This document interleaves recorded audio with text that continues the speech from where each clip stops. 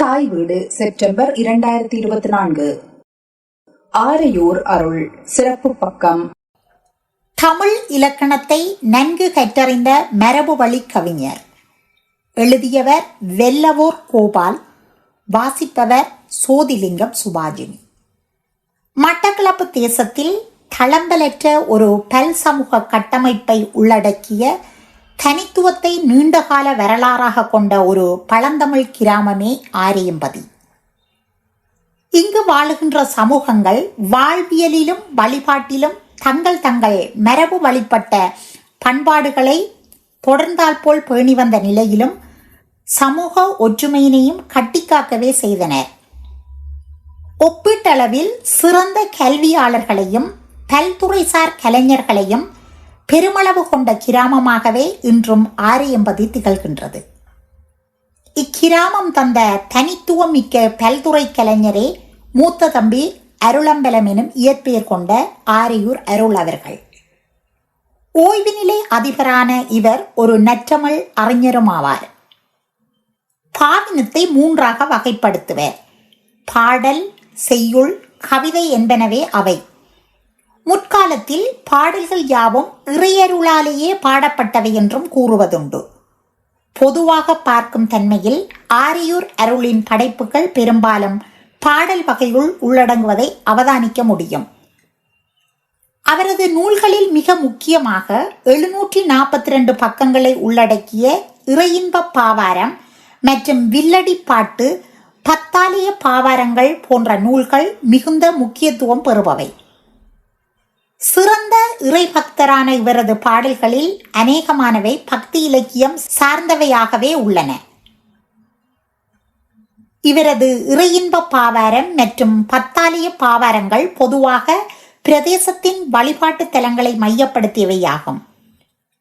3000க்கும் அதிகமான பாடல்களை கொண்டமைந்த இறையின்ப பாவாரம் ஒரு வரலாற்று சாதனை எனலாம்.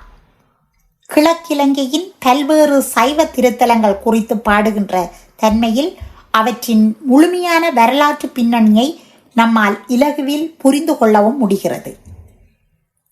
தமிழ் இலக்கணத்தை நன்கு கற்றறிந்த மரபு வழி கவிஞரான ஆரையூர் அருள் தனது பாடல்களில் பொதுவாக யாப்பு, எதுகை, சீர், தலை என்பவற்றுக்கு மேலாக எளிய தமிழில் சிந்து, பள்ளு, தாலாட்டு, கும்மி போன்ற கிராமிய மெட்டுக்களையும் சந்தங்களையும் தனது கவித்துவ வெளிப்பாட்டின் மையமாக கொண்டிருப்பதை அவரது அநேக பாடல்களில் தெரியவரும்.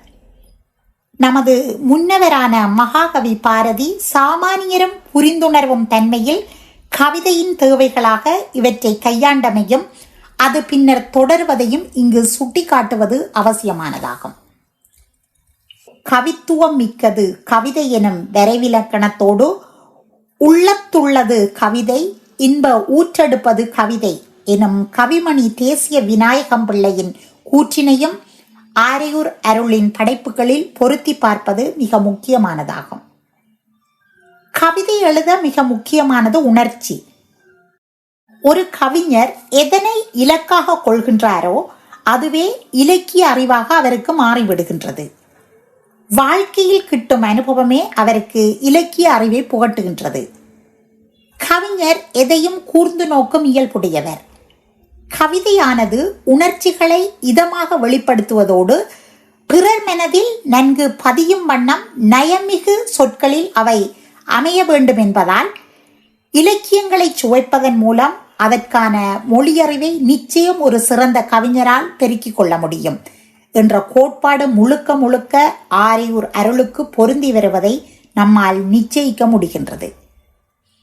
ஆரையூர் அருளின் பாடல்கள் தொடர்பில் ஒரு கணிப்பீடு செய்வதாயின் அவரது உள்ளார்ந்த சிந்தனைகளும் தெளிவான நோக்கமும் சாமானியர்களை சென்றடையும் வண்ணம் அவரது கவித்துவம் முன்னிறுத்தப்படுவதை நிச்சயம் உறுதி செய்யலாம். அவரது பணிகள் தொடர்ந்தும் நிலைபெற இறையருள் கிட்டுவதாக.